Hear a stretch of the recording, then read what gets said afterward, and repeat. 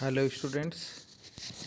अगला वीडियो भी हम राजनीतिक दल के टॉपिक पर ही ले रहे हैं और ये लास्ट वीडियो है राजनीतिक दल के टॉपिक पर। काफ़ी बड़ा ये टॉपिक है और इस वीडियो में हम जो टॉपिक लेंगे वह है भारत में दलीय व्यवस्था।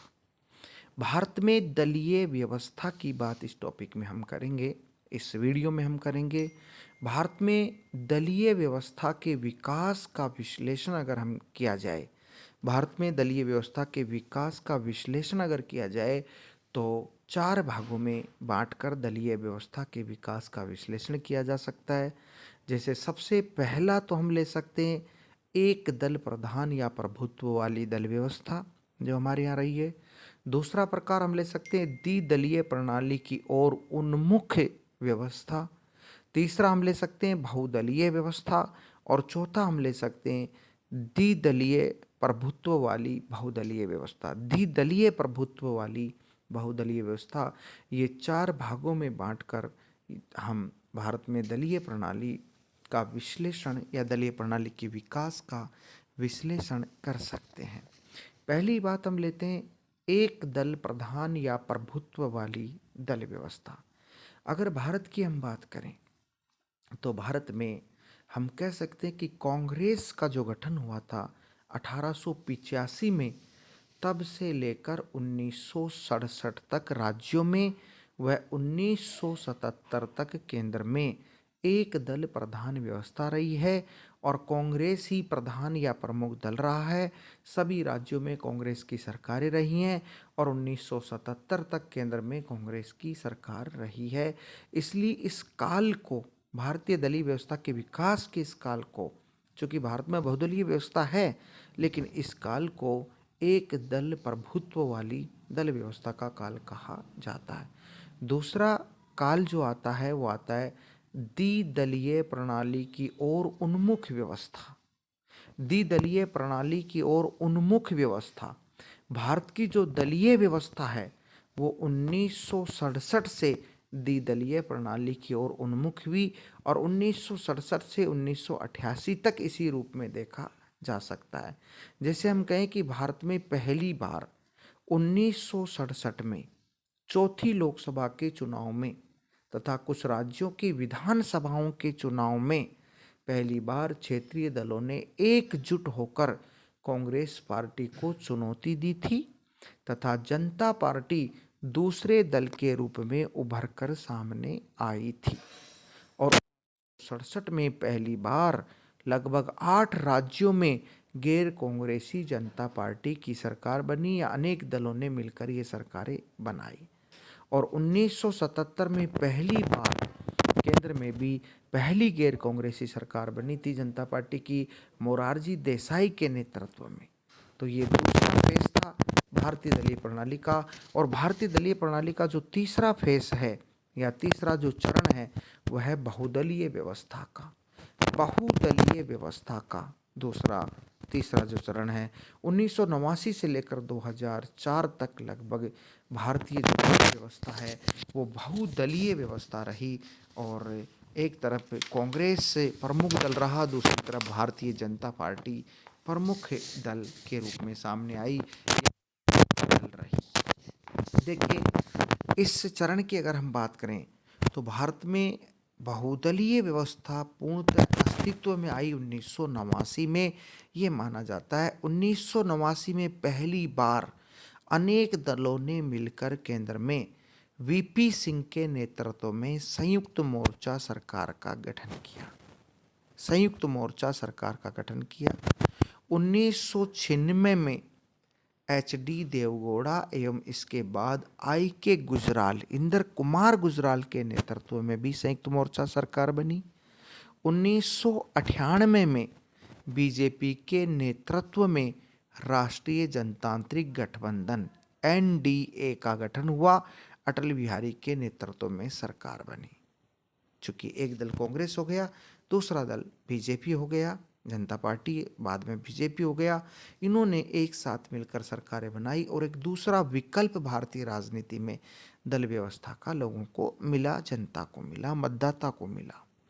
यह चौथा चरण अगर हम लेते हैं, चौथा काल हम लेते हैं, तो वो चौथा काल है द्विदलीय प्रभुत्व वाली बहुदलीय व्यवस्था। 2004 से वर्तमान तक भारत की दलीय व्यवस्था का अगर हम विश्लेषण करें तो ये द्विदलीय प्रभुत्व वाली बहुदलीय व्यवस्था है। अर्थात है तो बहुदलीय व्यवस्था, लेकिन दो दल प्रधान है, एक बीजेपी एक कांग्रेस। बीजेपी के नेतृत्व में एनडीए है और कांग्रेस के नेतृत्व में यूपीए है। मतलब अधिकांश दल बीजेपी के नेतृत्व वाले एनडीए में शामिल हैं या फिर कांग्रेस के नेतृत्व वाले यूपीए में शामिल हैं। एनडीए राष्ट्रीय जनतांत्रिक गठबंधन और यूपीए प्रगतिशील जनतांत्रिक गठबंधन, यूपीए यूनाइटेड प्रोग्रेसिव अलायंस। तो यह 2004 में कांग्रेस के नेतृत्व में संयुक्त प्रगतिशील गठबंधन यूपीए बना।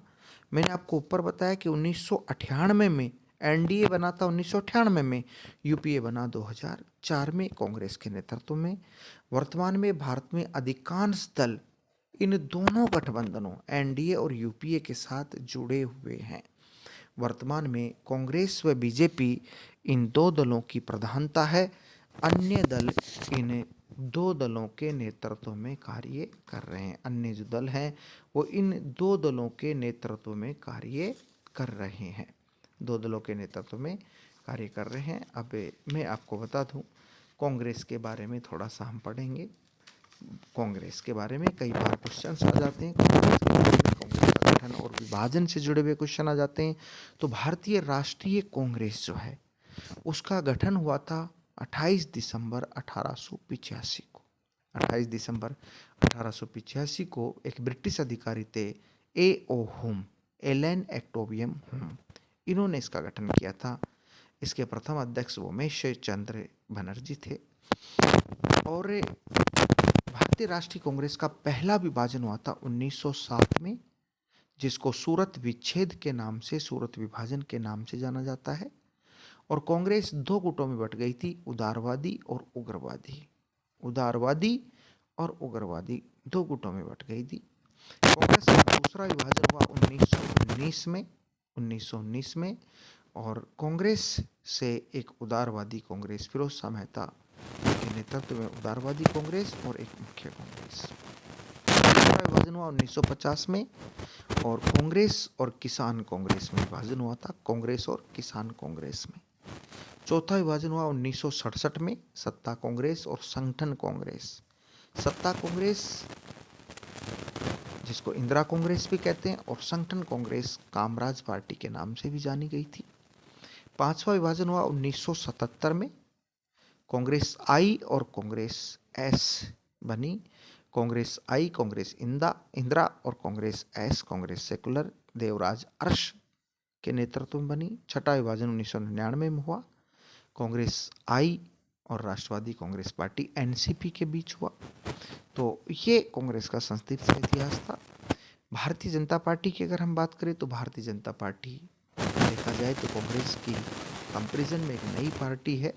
जनता दल और जनसंघ से निकलकर कुछ नेताओं ने 6 अप्रैल 1984 को भारतीय जनता पार्टी 6 अप्रैल 1980 को 84 में पहली बार लोकसभा चुनाव लड़ा था। भारतीय जनता पार्टी ने मात्र 2 सीटें मिली थी। 6 अप्रैल 1980 को इसका गठन हुआ था। अटल बिहारी वाजपेयी, लाल कृष्ण आडवाणी, मुरली मनोहर जोशी, सिकंदर भगत जैसे नेताओं ने मिलकर किया था। अब राजनीतिक दलों के इस टॉपिक में एक महत्वपूर्ण बात आती है, तो हम यहाँ पर लेंगे। राजनीतिक दलों की मान्यता के जो संवैधानिक प्रावधान है वो क्या है? राजनीतिक दलों की मान्यता के संवैधानिक प्रावधान क्या है? मतलब किसी भी राजनीतिक दल को राष्ट्रीय दल के रूप में और राज्य या क्षेत्रीय स्तर के दल के रूप में मान्यता कैसे दी जाती है, किन आधारों पर दी जाती है, देखेंगे हम। तो भारत में अगर हम संवैधानिक दृष्टि से हम बात करें तो ये प्रावधान भारत के संविधान में किया गया है कि राजनीतिक दलों का पंजीकरण करने, उनको मान्यता देने, उनको चुनाव चिन्ह आवंटित करने, उनकी मान्यता समाप्त करने की शक्ति भारतीय निर्वाचन आयोग को प्राप्त है। आज की अगर हम बात करें तो भारतीय निर्वाचन आयोग के द्वारा जो पंजीकृत या रजिस्टर्ड दल हैं उनकी संख्या लगभग 2000 के आसपास है, जबकि जो राष्ट्रीय स्तर के दल हैं उनकी संख्या लगभग 7 या 8 है, और राष्ट्रीय स्तर के दलों के अलावा जो राज्य क्षेत्रीय स्तर के दल हैं उनकी संख्या लगभग 50 के आसपास है। यह है। अब हम यहाँ सबसे पहले ये देखते हैं कि राष्ट्रीय स्तर के दल के रूप में मान्यता हेतु आवश्यक संवैधानिक प्रावधान क्या है, आवश्यक शर्तें या योग्यता क्या है। तो राष्ट्रीय दल की मान्यता किसी भी दल को किस आधार पर दी जाती है या किन किन आधारों पर दी जाती है, तो इसके 3 आधार हैं मुख्यतः, तीनों अथवा में है। तीनों में से कोई भी एक योग्यता, एक क्राइटेरिया या एक शर्त पूरी करने पर किसी दल को राष्ट्रीय स्तर के दल के रूप में मान्यता दे दी जाती है, जिनमें नंबर 1 है लोकसभा या विधानसभा चुनाव में कम से कम 4 राज्यों में कुल डाले गए मतों का 6% मत एवं 4 सीटें लोकसभा की प्राप्त हुई हो। देखिए, पहला क्राइटेरिया, पहली योग्यता कि अगर लोकसभा या विधानसभा के चुनाव होते हैं तो किसी भी दल को लोकसभा या विधानसभा के चुनाव में कम से कम 4 राज्यों में कुल डाले गए मतों का 6% मत मिलने चाहिए और साथ में लोकसभा की 4 सीटें प्राप्त होनी चाहिए। अगर किसी दल को कम से कम 4 राज्यों में डाले गए मतों का 6% मत मिल जाते हैं और 4 सीटें लोकसभा की मिल जाती हैं तो उसे राष्ट्रीय स्तर के दल की मान्यता दे दी जाएगी। अथवा, इसका अथवा है, अगर ये नहीं प्राप्त,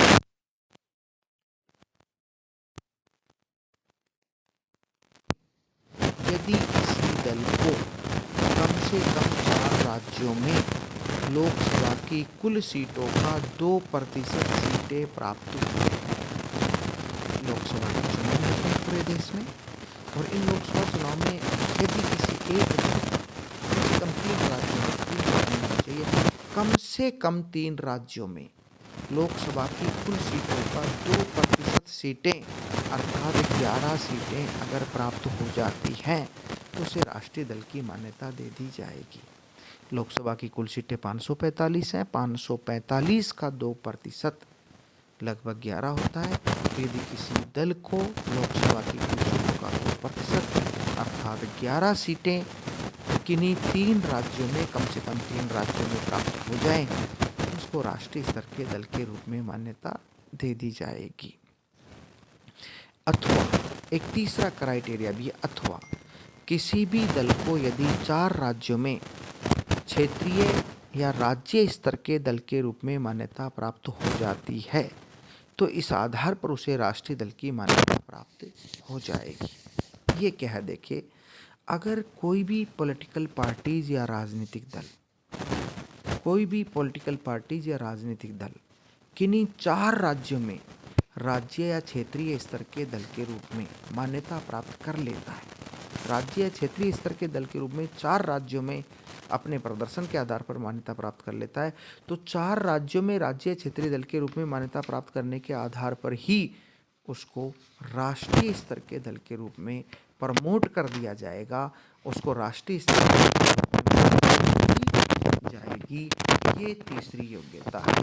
तो ये 3 योग्यता, 3 शर्तें, कंडीशन, इनमें से कोई भी एक योग्यता, एक शर्त या एक कंडीशन प्राप्त कर लेने पर राष्ट्रीय या राज्य स्तर के दल के रूप में मान्यता दे दी जाती है या मिल जाती है। ठीक है, अब हम नेक्स्ट लेते हैं राज्य या क्षेत्रीय स्तर के दल के रूप में मान्यता किस आधार पर मिलती है। राज्य या क्षेत्रीय स्तर के दल के रूप में मान्यता प्राप्त करने हेतु क्या अनिवार्य शर्त है, क्या योग्यता है। तो इसमें 5 शर्तें हैं, 5 कंडीशन हैं। 5 में से कोई भी एक प्राप्त कर ले, 5 अथवा में है। 5 में से कोई भी एक शर्त, एक कंडीशन, एक योग्यता प्राप्त करने पर किसी भी राजनीतिक दल को राज्य या क्षेत्रीय स्तर के दल के रूप में मान्यता दे दी जाएगी। नंबर 1, विधानसभा चुनाव में किसी भी एक राज्य में डाले गए मतों का 6% मत एवं विधानसभा की 2 सीटें प्राप्त कर ली हों। अर्थात यदि किसी राज्य में विधानसभा चुनाव होते हैं, किसी राज्य में विधानसभा चुनाव होते हैं और कोई भी दल उस राज्य में, एक राज्य में, उस राज्य में विधानसभा चुनाव में डाले गए मतों का, कुल डाले गए मतों का 6% मत प्राप्त कर लेता है और साथ में 2 सीटें विधानसभा की प्राप्त कर लेता है, तो उसे राज्य या क्षेत्रीय दल की मान्यता दे दी जाएगी। अथवा अगर लोकसभा चुनाव हैं तो किसी भी एक राज्य में लोकसभा के चुनाव में कुल डाले गए मतों का 6% मत एवं 1 सीट लोकसभा की प्राप्त कर लेता है, तो उसे राज्य क्षेत्रीय दल की मान्यता दे दी जाएगी। लोकसभा चुनाव में किसी एक राज्य में कुल डाले गए मतों का 6% मत एवं 1 सीट लोकसभा की प्राप्त करने पर राज्य या क्षेत्रीय स्तर के दल के रूप में मान्यता दे दी जाएगी। अर्थात विधानसभा चुनाव है तो 6% मत के साथ 2 विधानसभा की सीटें, और लोकसभा चुनाव है तो 6% मत के साथ केवल 1 लोकसभा की सीट। तीसरा शर्त अथवा में है, तीसरी, लोकसभा या विधानसभा चुनाव में एक राज्य में कुल डाले गए मतों का 8% मत प्राप्त करने पर, यदि किसी राज्य में लोकसभा चुनाव होते हैं या विधानसभा चुनाव होते हैं और लोकसभा या विधानसभा चुनाव में कोई भी दल कुल डाले गए मतों का 8% मत प्राप्त कर लेता है, तो बिना किसी सीट जीते, बिना किसी सीट के उसे राज्य क्षेत्रीय दल की मान्यता दी जाती है अगर वो कुल डाले गए मतों का 8% मत प्राप्त कर ले तो। अथवा अगली योग्यता, विधानसभा चुनाव में किसी भी एक राज्य में उस राज्य विधानसभा की कुल सीटों का 3% सीटें अथवा 3 सीटें इनमें से जो भी अधिक हो प्राप्त की हो। देखिए, किसी भी एक राज्य में विधानसभा के चुनाव होते हैं और उन विधानसभा के चुनाव में विधानसभा की कुल सीटों का 3% सीटें अथवा 3 सीटें इनमें से जो भी अधिक हो। अगर कुल सीटों का 3% सीटें ज़्यादा है तो 3%, और कुल सीटों का 3% से 3 सीट अगर ज़्यादा है तो 3 सीट इनमें से जो भी अधिक हो वो प्राप्त की हो। जैसे राजस्थान में विधानसभा की 200 सीटें हैं, 200 का 3% 6 सीटें होती हैं, 6 अथवा 3 में से 6 ज़्यादा है तो 6 प्राप्त की हो। लेकिन गोवा विधानसभा में 40 सीटें हैं, 40 सीटों का 3% 1 सीट होता है और 1 अथवा 3 में से 3 अधिक है तो वहाँ मिनिमम 3 होनी चाहिए कम से कम, अर्थात मिनिमम 3 सीटें विधानसभा की हों और कुल सीटों का प्रतिशत 3 से ज़्यादा है तो वो ज़्यादा वाला हो। यह अथवा में एक और क्राइटेरिया है, लोकसभा की कोई भी 25 सीटों में से 1 सीट प्राप्त की हो। अर्थात यदि किसी राज्य में लोकसभा की 25 सीटें हैं और उन 25 सीटों पर चुनाव होता है और किसी भी दल को 25 में से 1 लोकसभा की सीट मिल जाती है तो भी उस दल को राज्य क्षेत्रीय स्तर के दल की मान्यता दे दी जाती है। तो इन 5 योग्यता या शर्तों में से कोई भी एक कंडीशन या शर्त पूरी करने पर किसी भी राजनीतिक दल को राज्य या क्षेत्रीय स्तर की मान्यता दे दी जाती है। तो प्रिय विद्यार्थियों, ये राजनीतिक दल का टॉपिक था। इस राजनीतिक दल का चूँकि थ्योरेटिकल टॉपिक है, हमारे यहाँ ये प्रैक्टिकल टॉपिक नहीं है जिसमें हम थ्योरेटिकली इन चीज़ों का वर्णन करते हैं। ये सारी इम्पोर्टेंट बातें इस टॉपिक की हैं जो मैंने आपको समझाई, जो आपको याद रखनी है।